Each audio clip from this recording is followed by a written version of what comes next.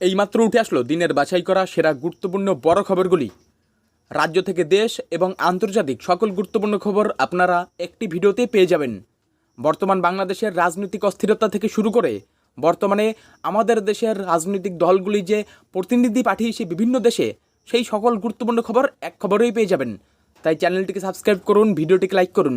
বর্তমান পরিস্থিতি এবং কোন জেলা থেকে দেখছেন অবশ্যই কমেন্টে জানাবেন। আবার অস্থির পরিস্থিতির মুখে বাংলাদেশ, অন্তর্বর্তী সরকার টালমাটাল।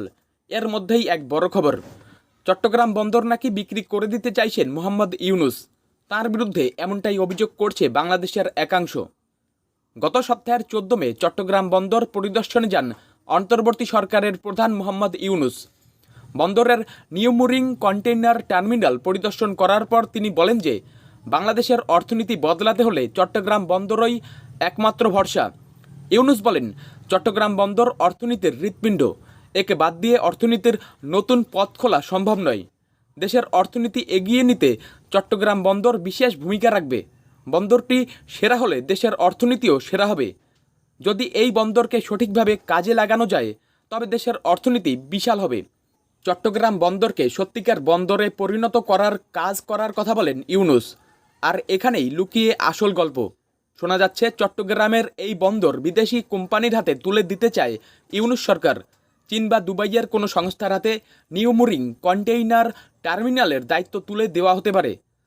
জল্পনা রটেছে ইতিমধ্যেই চট্টগ্রাম বন্দরকে লিজ দেওয়ার কথাবার্তা এগিয়ে ফেলেছেন ইউনূস। ডিপি ওয়ার্ল্ড নামক এক সংস্থার নামও উঠে আসছে। শোনা যাচ্ছে এই সংস্থাকেই চট্টগ্রাম বন্দর সামলানোর দায়িত্ব দেওয়া হয়েছে, যদিও অন্তর্বর্তী সরকারের তরফে এখনও ঘোষণা করা হয়নি। ইউনূসের এই সিদ্ধান্তেই আপত্তি বাংলাদেশের একটা বড় অংশের মানুষের। তাদের দাবি, চট্টগ্রাম বন্দরকে বিদেশি সংস্থার হাতে তুলে দেওয়া যাবে না। চট্টগ্রাম বন্দর কৌশলগত সম্পদ, তা অন্য দেশের বা অন্য কোনো বিদেশি কোম্পানির হাতে তুলে দেওয়া যাবে না। এই নিয়ে চট্টগ্রাম সহ বাংলাদেশের একাধিক জায়গায় বিক্ষোভ মিছিল, মশাল মিছিলও বেরিয়েছে।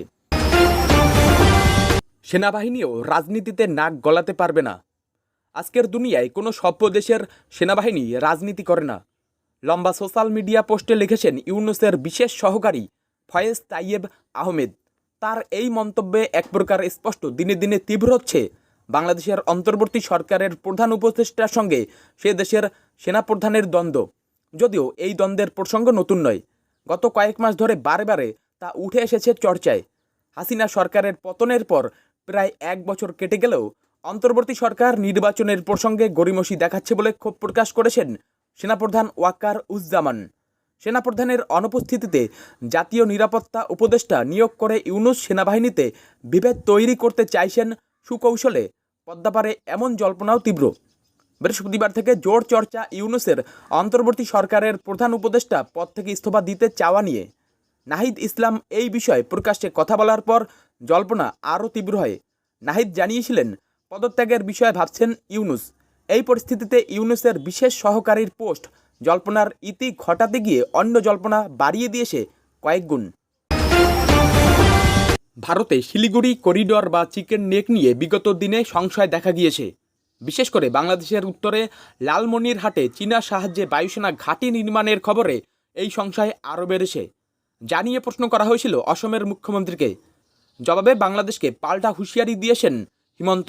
তার সাফ কথা, বাংলাদেশেরও 2টো চিকেন নেক আছে। মুখ্যমন্ত্রী হিমন্ত বিশ্ব শর্মা বলেছেন, ভারতের একটা চিকেন নেক আছে আর বাংলাদেশের 2টো চিকেন নেক আছে। বাংলাদেশ যদি আমার একটা চিকেন নেকে হামলা করে তাহলে আমরা ওদের 2টো চিকেন নেকে হামলা করে দেব। ওদের মেঘালয়তে একটা চিকেন নেক আর একটা চিকেন নেক রয়েছে চট্টগ্রাম বন্দরের কাছে, সেটা আমাদের চিকেন নেক থেকেও সংকীর্ণ। ঢাকাকে সতর্ক করে হিমন্ত বিশ্ব শর্মা বলেন, চট্টগ্রামের চিকেন নেক তো এতটাই সংকীর্ণ যে একটা ঝিল ছুঁড়লেই হবে।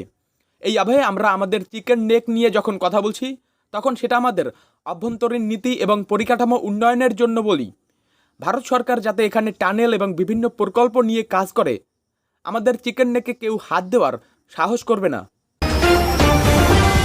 অপারেশন সিঁদুর প্রচারে রাশিয়ায় যাওয়ার সময় মস্কো বিমানবন্দরে ড্রোন হামলা থেকে প্রাণে বেঁচে গেলেন ভারতীয় সাংসদের প্রতিনিধি দল। বিশ্বমঞ্চে অপারেশন সিঁদুর সম্পর্কে ভারতের অবস্থান তুলে ধরতে ভারতীয় সাংসদের 6টি প্রতিনিধি দল বিভিন্ন দেশে উড়ে গিয়েছেন। ভারত থেকে রাশিয়া যাওয়া প্রতিনিধি দলের মধ্যে রয়েছেন ডিএমকে সাংসদ কানিমোঝি করুণানিধি, সমাজবাদী পার্টির সাংসদ রাজীব রায়, আরজেডি সাংসদ প্রেমচাঁদ গুপ্তা, ক্যাপ্টেন ব্রিজেশ, অশোক কুমার মিত্তাল, রাষ্ট্রদূত মনজিব সিংহপুরী।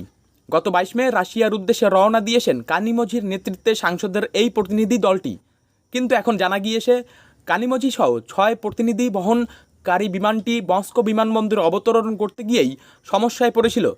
কারণ শুক্রবার সকালে রাশিয়ার মস্কো বিমানবন্দরে ড্রোন হামলা চালিয়েছে ইউক্রেন। তাতেই সমস্যায় পড়তে হয় ভারতীয় সাংসদের এই প্রতিনিধি দলটিকে। জানা গিয়েছে ইউক্রেনের ড্রোন হামলার ভয়ে ভারতীয় সাংসদের প্রতিনিধি দল বহনকারী বিমানটিকে মস্কো বিমানবন্দরের আকাশে কয়েক ঘন্টা ঘুরতে দেখা যায়। অবস্থার বেগতিক বুঝে মস্কো বিমানবন্দরে নামেনি বিমানটি। কয়েক ঘন্টা ঘোরার পরে নিরাপত্তা পরিস্থিতি মূল্যায়নের পরে বিমানটি অবশেষে মস্কো বিমানবন্দরে অবতরণ করে।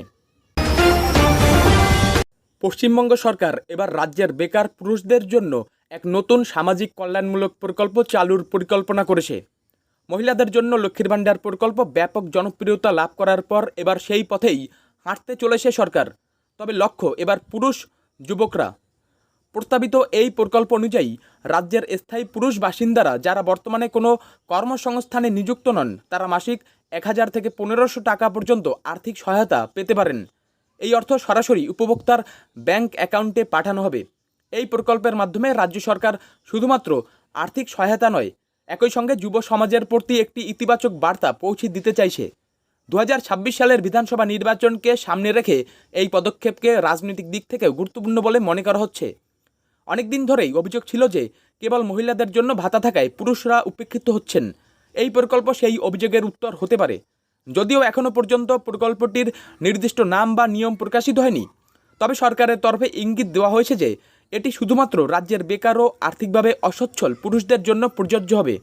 এই উদ্যোগ রাজ্যের শিক্ষিত ও কর্মপ্রত্যাশী যুবকদের মনে নতুন আশার সঞ্চার করতে পারে। প্রায় 2500 বাংলাদেশি অবৈধভাবে বাস করছে ভারতে। এই তথ্য জানিয়ে ওই অভিবাসীদের নাগরিকত্ব যাচাই করতে বলা হয়েছে বাংলাদেশ সরকারকে।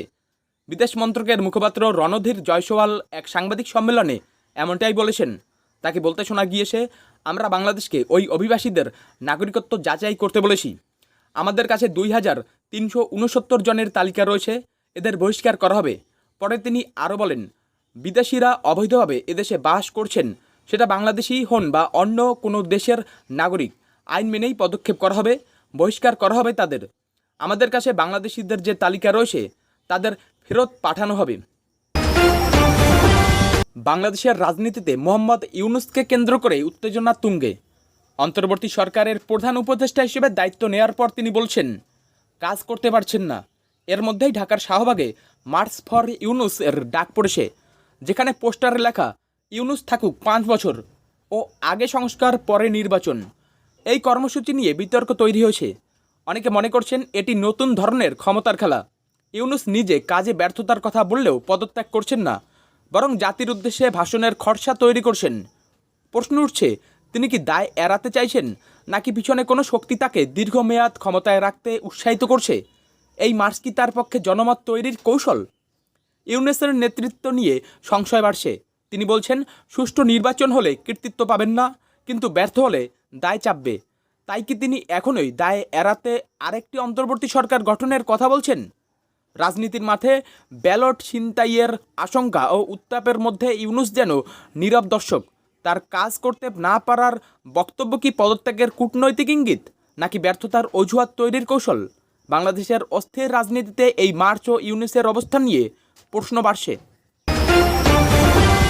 অপারেশন সিঁদুর ও পাকিস্তানের সঙ্গে টানাপোড়েন নিয়ে দেশবাসীকে জানাতে সংসদের বিশেষ অধিবেশন ডাকতে কেন্দ্রের কাছে আবেদন জানালেন মুখ্যমন্ত্রী মমতা বন্দ্যোপাধ্যায়।